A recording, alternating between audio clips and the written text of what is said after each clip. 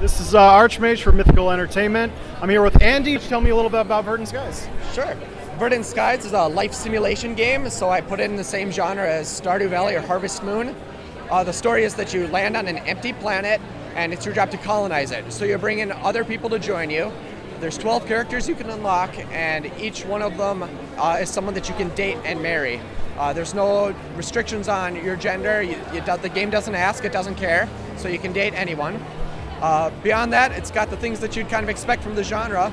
You can build a house, decorate it, there's fishing and mining, but in addition to when you grow crops, you can use the genetic splicer to combine the crops together to get new traits. So we try to innovate and bring a little bit of a sci-fi tilt to the genre. So you said you're stranded on a planet. It makes it sound like the setting's a little more like Factorio. So what's happening is you're recruited as part of the Planetary Pioneers Company, and it's in the intro to the game. I won't spoil too much of it, but you basically want to start over somewhere, so you join this company, and your pod crashes on re-entry. So when you land, you're in a big pile of wreckage, and everything you brought with you is gone, so you've got a fresh start. Okay. All right. So in the vein of Harvest Moon or Stardew Valley, it sounds like it's kind of more skewing towards the relationship aspect as opposed to the gameplay. I was talking to somebody else a few booths over, and he said to come check out you guys. So awesome. Obviously that's an A+ for you. But he was saying that the gameplay aspect of it, of building up your characters, building up your farm or your civilization, was more of a backdrop, and it's more focused on the relationship parts of the character. Yeah, the narrative is really important. What we've tried to do is we try to put a lot more depth into that. I think the main goal that players will have at first is getting all 12 characters unlocked. And the characters will all remember things that you tell them. So if you say, I don't eat meat, for example, when you have a picnic later with them, the event will be different as a result. So as you move through that friendship and dating, getting to all those different events, there's a lot more backstory than you'll see in a game like Stardew Valley to the characters. They all have, problems in their life and concerns and things that are revealed. They all have a reason that they left Earth, basically, to come to a new planet through this company that, it's a real cheap company, basically. With games in this genre, a lot of times you'll hit endgame, and then it just becomes a time waster. You're open-ended, you're just trying to increase the amount of money you have. Yep. Does it have an actual solid ending, or does it go that direction of just free play afterwards? Yeah, it's very open. It's very free. Once you get to that point, you can play it however you want. I mean, if you're really dedicated, you're the kind of person you could divorce someone and you could marry other people and really stretch out that gameplay. But mostly, I think a lot of players will look at marriage as the big goal in the game. Plot-wise. Do you play as either male or female, primarily female? It's your choice? The game actually makes no assumptions about your gender. Okay. So you can identify however you want. You can basically whatever you want to look like in the character creator. You can customize yourself for male or female characteristics if you want. The player starts out in a spacesuit, so they're all covered. So even your skin color is up to you. Okay. So how long have you been in development for Verdant Skies? Yeah, we've been working on it for about 3 years now. 3 years, okay. Yeah, we had some engine changes early on, and it's been a huge amount of work to get all the narrative events working just the way we want it. Okay. So 2014 then is when you started. Yeah.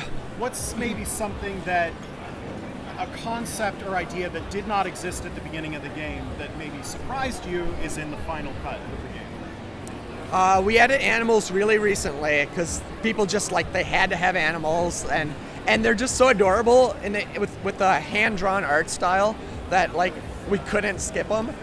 But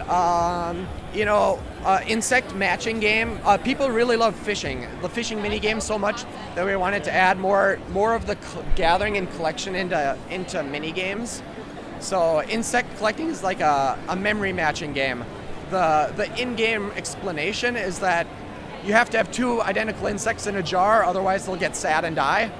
So you have to go around the world to find the pairs. Okay. So a little bit of a collector aspect, which is pretty straightforward. It's pretty standard for this genre. Right. People love to fill up collections. Right.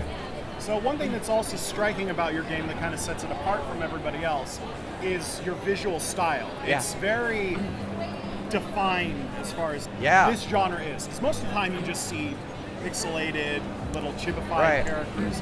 Whereas this one, you have full-size characters and a very unique art style. And then, of course, in your conversations, you have fully animated characters as well. So who's your artist, and have they been around since the beginning? Yeah, artist is Lizzie Steamers. She is she graduated right when we started working with her, so she's been graduated 3 years now.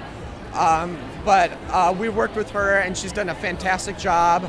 It took a long time for us to nail down the exact art style we wanted and like the perspective that we wanted to show things at. But I call it a painterly art style. All the sprites are hand-drawn, so all the different clothing options, then every frame of animation has been hand-drawn for every shirt or pants or pair of shoes that you wear. So it's been a huge amount of effort to get all that working just right. All right, so I see that we've got it set up on PC and Mac today. Yep. Is that the platform you're releasing on, or are you looking for console as well? Yeah, so here today at PAX, we're talking to publishers, and a lot of them has suggested Switch. I've done some console development in the past, so it's definitely a possibility for us to move it in that direction. We went through Steam Greenlight, and that process went really well. It went very fast. So we're grandfathered in, and we can put it out on Steam, which we'll probably do first. So again, development time 3 years. When are you looking for release? Really soon. Mechanics are pretty much finished for the game, and what we're doing is we're finishing up marriage events and a lot of the endgame dialogue and endgame content for it. So we're probably looking at maybe the beginning of next year. Early 2018? Yep. Okay, excellent. Well, thank you very much. Verdant Skies looks great. I can't wait to get my hands on it. Yeah, thanks a lot.